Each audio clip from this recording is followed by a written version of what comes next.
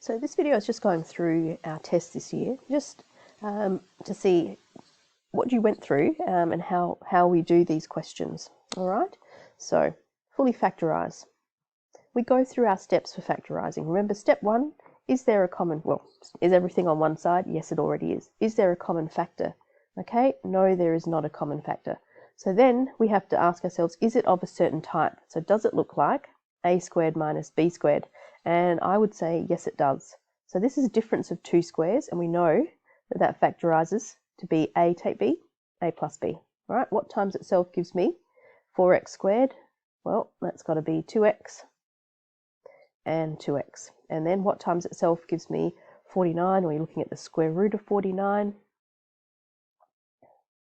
And there we have it. So we solve, each thing in the bracket has to equal 0, so technically you're saying 2x take 7 has to equal 0, get that x 7 on the other side, and get rid of the times 2 divided by 2. So that's why we end up with plus or minus, right, 7 over 2. And one of the things that you should do is once you have factorized, always take a couple of seconds, like expand it to see, do you get that expression that you wanted? Some people, you put 2x take 7 all squared. Now if you expand that, you're not going to get the original expression. Okay, on to the next one. So here we go. First step again, get everything on one side. So 2x cubed minus 6x squared, and it's take 8x. And then again, same question. Is there a common factor? And you want to get the highest common factor possible. So we can see that I could pull out 2x from everything. That becomes x squared take 3x take 4. If you hadn't pulled out, again, as some of you had, not pulled out the highest common factor, so some of you just pulled out x, some of you just pulled out 2, you should always then look at what's inside the bracket and go through that process again. Is there a common factor? And you would have found that there was one. Okay, now we take a couple of seconds. Can we do sum and product? As in, are there two numbers that times together gives me 4 minus, but adds up to be minus 3? And I believe there is. X take 4, x plus 1.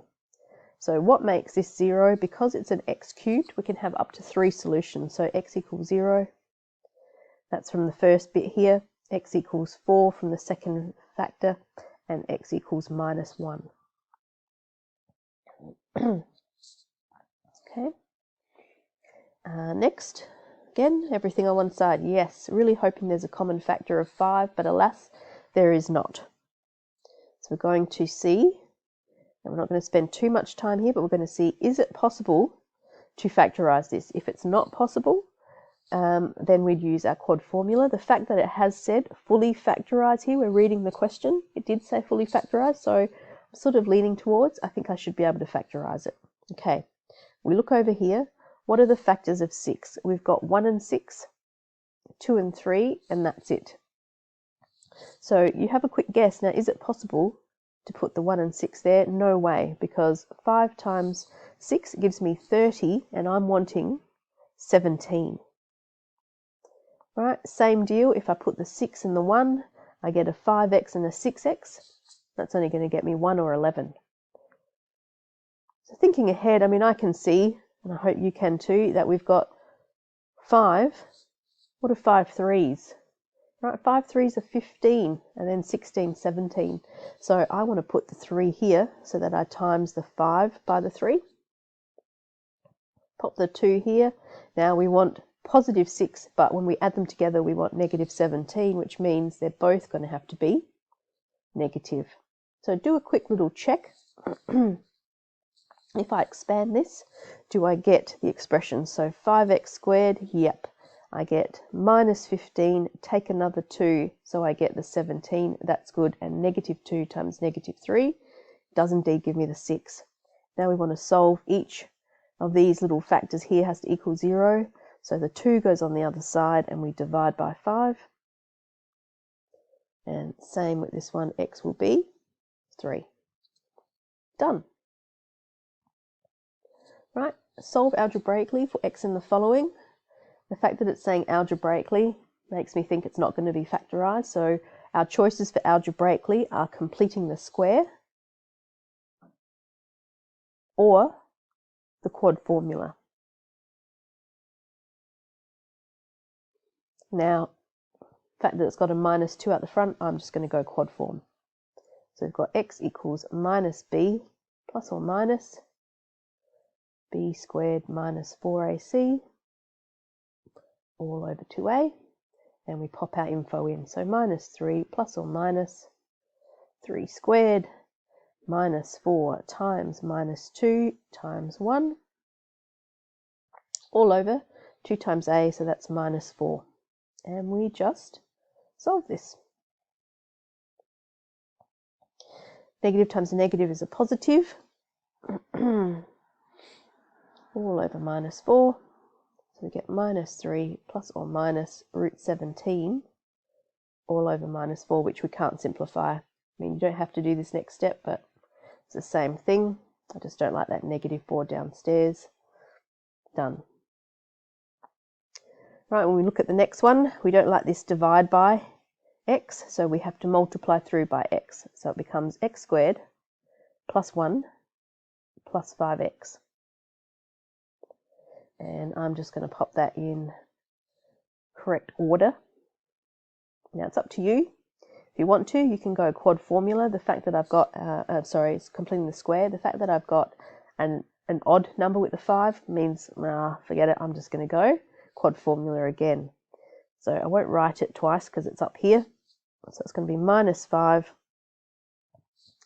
plus or minus 5 squared, so 25, minus 4 times 1, so it's just a 4, all over 2 times 1, which is 2, so we end up with minus 5 plus or minus root 21 over 2. We check, is there a square number that goes into 21? No. Done.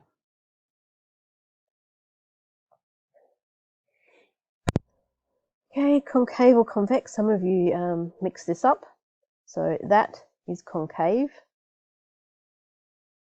And this will be when your leading coefficient is less than 0. So clearly our leading coefficient here is 1, which is positive. So therefore, our answer needs to be we're convex, right? Since a equals positive 1. Right, express the equation in this form. So we're completing the square. And let's just pop this down. Always good to write the equation right above. Okay, so we look at this bit here and we go, right, I want to pop it into something squared. So that's going to be x. We divide this one, the 6 by 2, so x plus 3 squared. But when I have done that, right, what is x plus 3 all squared? That ends up being x squared plus 6x plus 9. So by writing x squared plus 6x in this form, I've actually added in a 9. So that's okay. I'm just going to take off a 9. And then we've still got that plus 10 there. So we're left now with x plus 3 squared plus 1. Done. Hence, state the axis of symmetry and the vertex. Some of you were going in and doing the formula again, but the hence means use what you've got upstairs. So our axis of symmetry is x equals minus 3, and our vertex is minus 3, 1, because when it's in this form here, right, that's how we get our vertex. So we'll pop that when y equals a x minus h squared plus k, your vertex is hk. And this is your axis of symmetry. So if you were doing, the formula, you're wasting precious time. Right, find the discriminant of the function. So always write down what the discriminant is. Right, don't just think, oh yeah, it's in my head. So discriminant is b squared minus 4ac, and then sub your information in. So we've got 6 squared is 36 minus 4 times 1 times 10 So this gives me 36 minus 40 minus 4. Right, using part D, explain how many x-intercepts it has. So since the discriminant is less than 0, this means there are no x-intercepts, and it doesn't cut either. Okay. If the graph was to move right by 2 units and then move down by 6, what would be its new equation? So let's have a think. If in doubt, draw a diagram. So what have we got so far? We know that our vertex is minus 3, 1.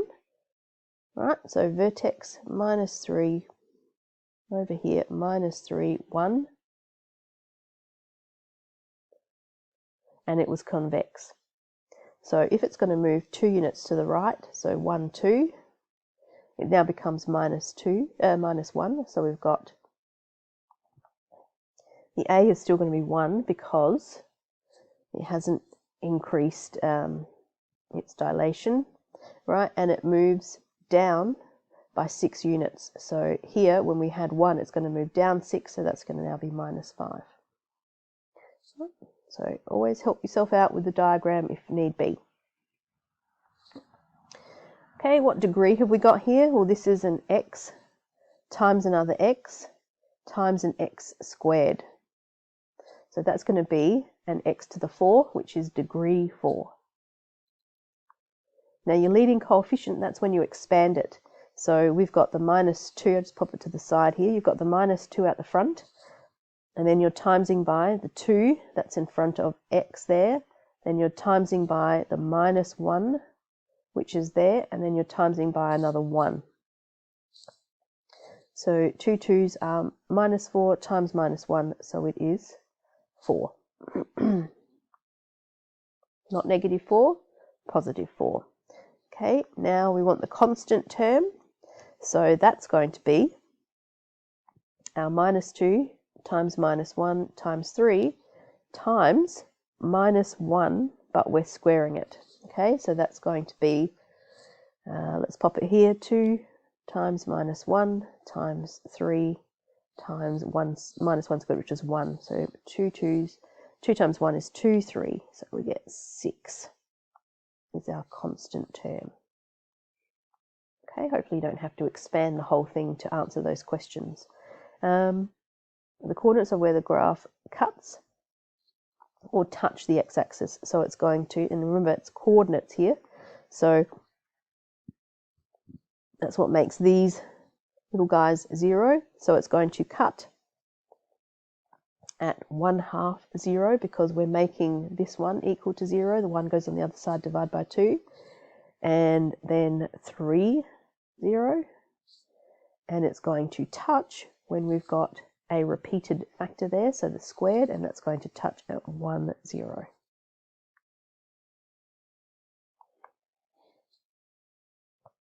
Okay. Right, given that this equals this, find all the values of a and b. Well, we can see here that 2x times ax squared has to equal 2x cubed, so it can straight away see that a must be 1. And 1 times c has to be 12, so that would have to be minus 12. So we'll write this down. So that, a is 1x. We do not know the middle term yet, but we do know that the last one has to be 12. So far we've got a is 1 and c is minus 12. Right, to get to b, we're going to equate the coefficients. So I'm going to take the coefficient of x squared on the left-hand side, it's 3. So how do I now get an x squared on the right-hand side? So it has to be 2x times bx. That gives me 2b x squared. And I can get another x squared by timesing 1 times x squared. And I can't get it any other way, right? 2x times the constant is minus 24x, not x squared. So that's it. Solve this. So 2 equals 2b, therefore b is 1. Okay, so write it there. A is 1, b is 1, c is minus 12.